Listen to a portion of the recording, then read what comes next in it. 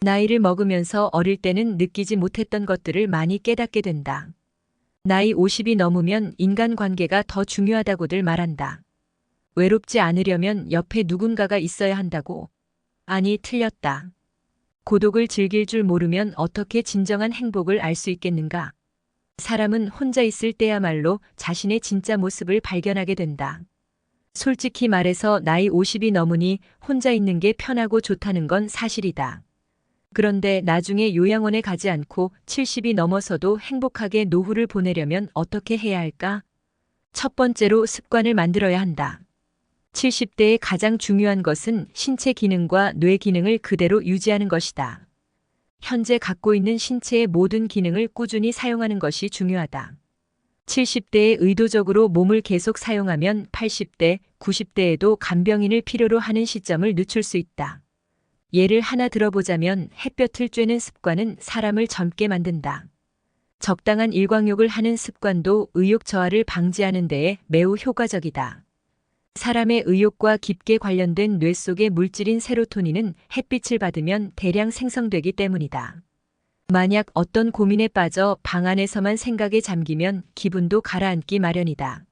하지만 밖에 나가 햇빛을 받으면 기분이 한결 가벼워지고 밝은 기분을 되찾을 수 있다. 이것도 역시 뇌 속에서 세로토닌이 활동을 하기 때문이다. 하지만 일광욕이 부족하다고 해서 굳이 뭔가를 억지로 할 필요는 없다. 고령자는 자외선에 의한 기미가 생기기 쉽기 때문에 일부러 의자에 앉아 선탠을 할 필요는 없다. 하루에 한 번 정도만 방 밖으로 나가 햇볕을 받으면 충분하다. 가장 쉬운 방법은 산책이다. 특별한 일이 없더라도 산책하는 것이 싫은 사람이라면 마트에 가서 장을 보는 것도 하나의 방법이다. 어쨌든 하루 종일 방 안에만 있는 것만은 피하고 낮에 밝은 빛을 받는 습관을 들이자. 이것만으로도 고령자가 의욕 저하를 막는 매우 효과적인 방법이다.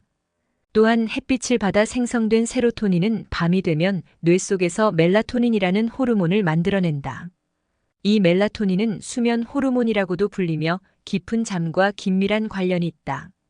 고령자가 되면 잠이 얕아지거나 불면증을 호소하는 경우가 많다. 이는 멜라토닌이 줄어들기 때문이다. 젊을 때는 얼마든지 잘 수 있지만 나이가 들면 수면 시간이 줄어드는 경향이 있다. 아침 일찍 눈을 뜨는 것도 나이가 들수록 멜라토닌이 감소하기 때문이다.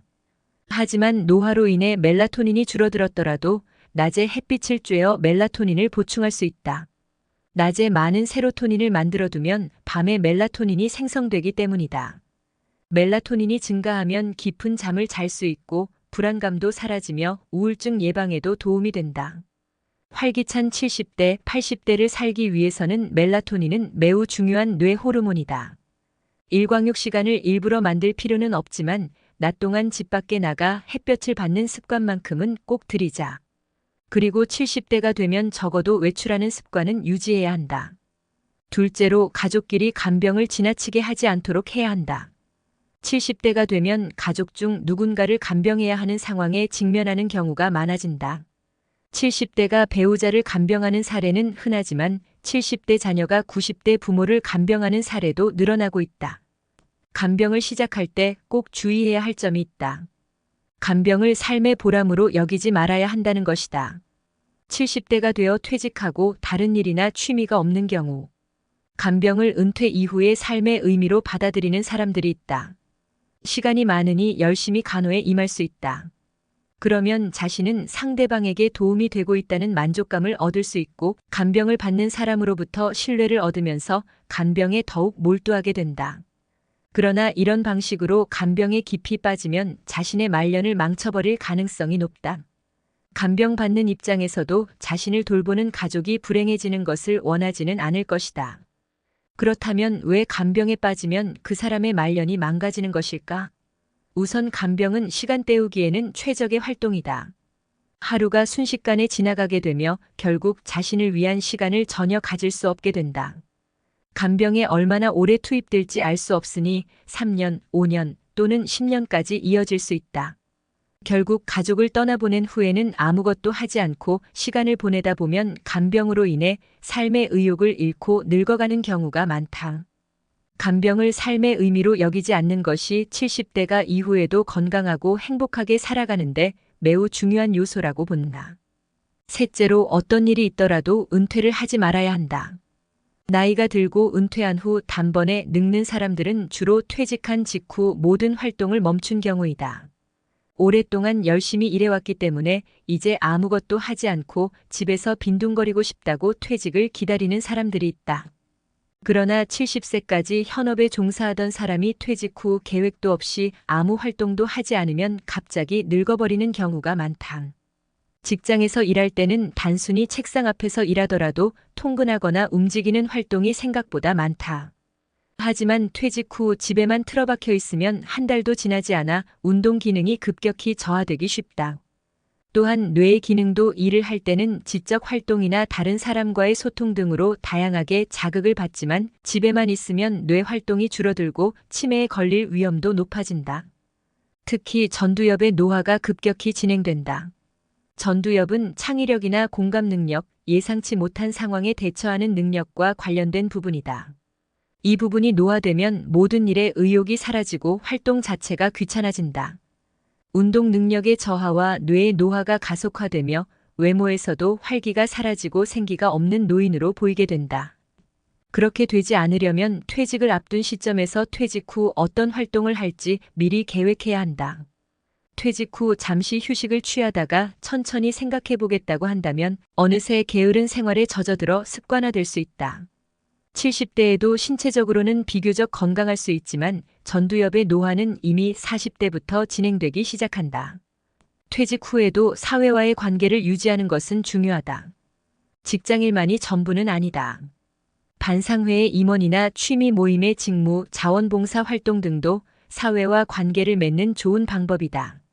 누군가에게 도움이 되거나 누군가가 나를 필요로 한다고 느끼는 것은 언제까지나 현역으로 살아간다는 의식을 유지하는 데 큰 도움이 된다.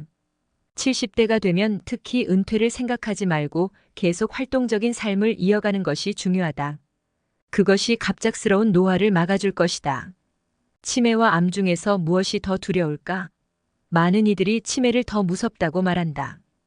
암 환자는 임종 때 자녀들의 마지막 효도를 받고 가까운 사람들이 함께 하면서 임종을 맞이하기 때문에 덜 쓸쓸하다고들 말한다.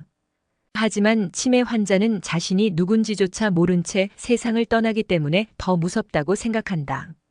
충분히 이해할 수 있는 주장이다. 하지만 나는 다른 관점에서 치매가 더 두렵다고 생각한다. 치매 환자는 스스로 치유할 능력을 상실한 상태이기 때문이다. 그렇기 때문에 주변 사람들과 사회가 적극적으로 도움을 주어야만 그나마 나아질 수 있는 병이다. 하지만 어느 정도 좋아져도 완전히 회복되기 어려운 병이기도 하다. 이런 무서운 치매가 부모님이나 나 자신에게 오지 않기를 당연히 바랄 것이다. 그러나 안타깝게도 치매는 점점 더 많이 발생하고 있다. 미국의 통계에 따르면 65세 이상의 노인 중 5%가 중증 치매를 15%가 경증 치매를 앓고 있다고 한다. 80세가 넘으면 약 20%가 중증 치매를 겪고 있다. 우리나라 역시 크게 다르지 않다. 2008년 기준으로 65세 이상의 노인 중 치매 환자는 8.4%였다. 하지만 더 큰 문제는 치매 노인의 수가 20년마다 2배씩 늘어날 것으로 예상된다는 점이다. 이제는 남의 일이 아니라는 의미다. 치매는 예방하기 어려운 병일까? 결코 그렇지 않다. 다른 질병과 마찬가지로 치매 역시 예방이 가능하다. 예방을 위해서는 먼저 치매의 원인을 정확하게 파악해야 한다. 흔히 치매의 원인으로 나이를 꼽는다. 그러나 장수촌 노인들 중에서 치매 환자를 찾기란 거의 불가능하다. 또한 최근 젊은 층에서 치매 환자가 급증하고 있다는 사실이 사회 문제로 대두되기 시작했다. 2010년 건강보험심사평가원에 따르면 50대 이하의 치매 환자는 7,393명으로 2006년보다 93%나 증가했다고 한다. 50년 전만 해도 젊은 층에서 치매 환자를 본다는 것은 상상할 수 없었지만 이제는 흔한 일이 되어버렸다. 따라서 치매의 주 원인이 단순히 나이가 들었기 때문이라는 주장은 맞지 않다. 그렇다면 치매의 진짜 원인은 무엇일까? 그리고 젊은 층에서 치매 환자가 급증하는 이유는 무엇일까? 치매는 뇌가 심하게 노화되었을 때 발생한다.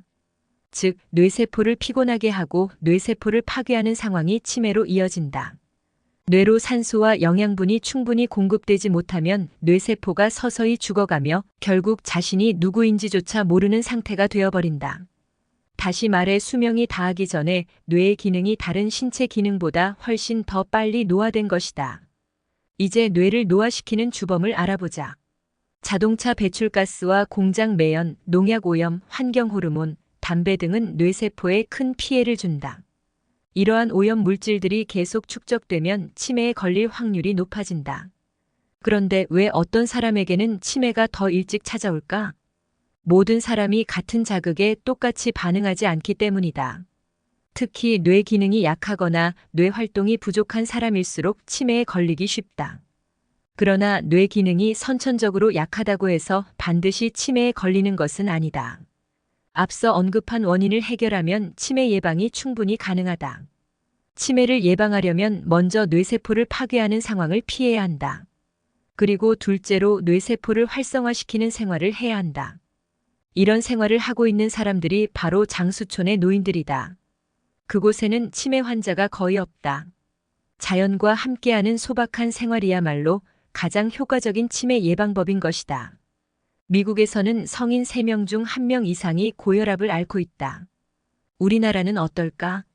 국민건강보험공단과 건강보험심사평가원의 자료에 따르면 30세 이상의 고혈압 유병률은 2008년 26.3%, 2010년에는 26.9%로 계속해서 증가하고 있다. 또한 고혈압은 한 번 약을 먹기 시작하면 평생 약을 먹어야 하는 질병으로 알려져 있다. 그리고 약으로 혈압이 조절되면 문제가 해결된 것처럼 여긴다. 고혈압은 평생 약에 의존하면서도 나을 수 없는 병으로 이해되고 있다. 병원에서 의사들이 그렇게 말했으니 많은 사람들이 믿을 수밖에 없다. 하지만 과연 그럴까? 아니다. 약을 끊고 혈압도 잡고 건강도 되찾으려면 먼저 생각을 바꿔야 한다. 먼저 고혈압이 병이 아니라는 사실을 받아들여야 한다. 혈압이 높아지는 것은 그 자체로 질병이 아니라 내 몸에 무언가 문제가 생겼다는 신호. 즉, 잘못된 생활 습관을 알리는 중요한 증상인 것이다. 그렇다고 해서 고혈압을 무시하라는 말은 아니다. 오히려 왜 이러한 증상이 생겼는지 그대로 두면 어떤 결과가 초래될지 주의 깊게 살펴봐야 한다. 고혈압의 합병증으로는 뇌혈관 질환과 심장병이 있다. 이는 우리나라의 사망 원인 2위와 3위를 차지하고 있으며 만성 신부전이나 고혈압성 망막증도 점점 더 많아지고 있다. 고혈압 약을 복용한 사람들조차 이런 합병증을 막지 못하는 경우가 많다. 약을 먹었는데도 예방하지 못했다는 사실을 기억해야 한다. 고혈압이 생기는 이유는 무엇일까? 세포는 말초 혈관을 통해 산소와 영양을 공급받는다. 그런데 이 공급이 줄어들면 세포들은 더 많은 산소와 영양을 요구하게 된다. 혈관이 좁아지면 혈액량이 부족해지고 그 결과 혈압을 올릴 수밖에 없다. 즉, 혈압을 높이는 것은 우리 몸이 스스로 내리는 처방이다.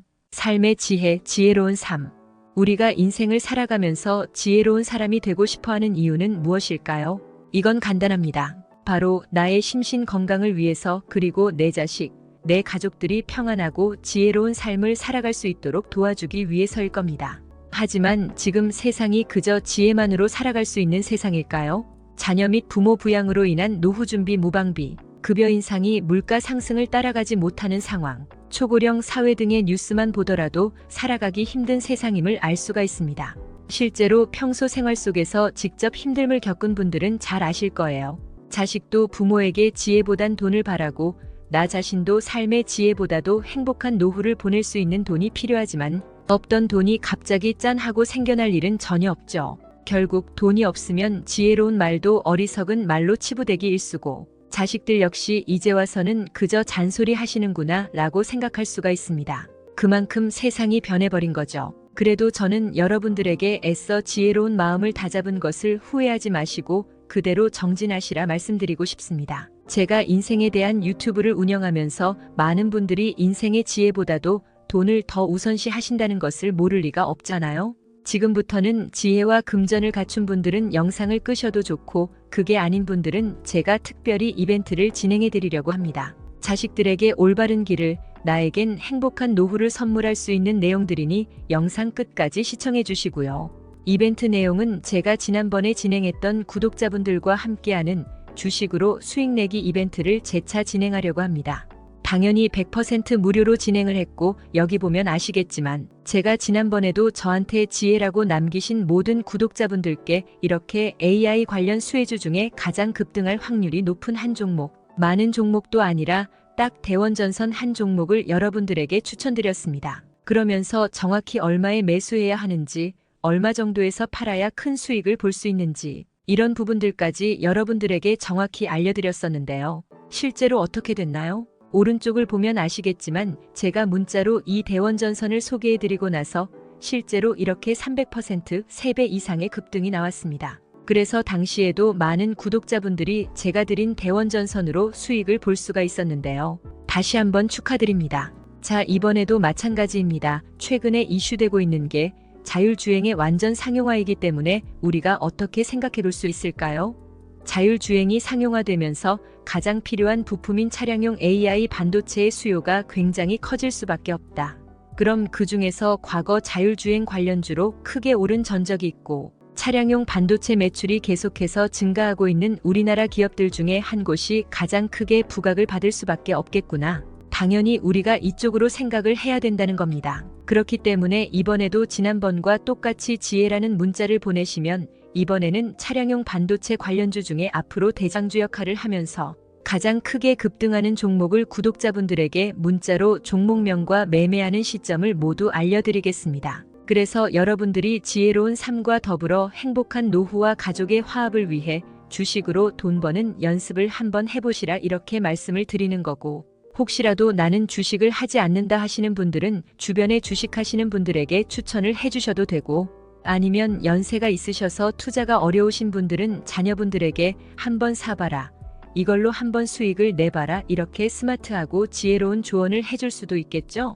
그래서 지금 이 영상을 보시는 제 구독자분들 중에 나도 지혜로운 삶을 위해 이번 종목이 조금 궁금하다 하시는 분들은 누구나 상관없이 어느 시간대나 상관없이 연락하실 수 있도록 이렇게 이벤트 전용 번호를 항상 남겨놓고 있습니다. 이전처럼 똑같이 지혜라고 문자 보내시면 제가 이번에도 똑같이 무료 추천 급등주를 보내드리겠습니다. 이해되시죠? 여기 있는 이벤트 전용 번호로 지혜라고 보내시면 여러분들이 직접 지혜로운 삶을 위해서, 행복한 노후를 위해서, 자녀분들을 위해서 돈 버는 연습을 해보실 수가 있는 거고, 제가 돈을 받는 것도 아니고 투자를 대신해 드리는 것도 아니니까 부담 없이 신청하시면 되는 겁니다. 그리고 여러분들이 수익이 나면 저는 다른 것은 바라지 않습니다. 제 채널의 구독이랑 좋아요 한 번씩만 눌러주시라 이렇게 다시 한번 말씀을 드립니다. 여러분들의 행복하고 지혜로운 삶을 기원합니다.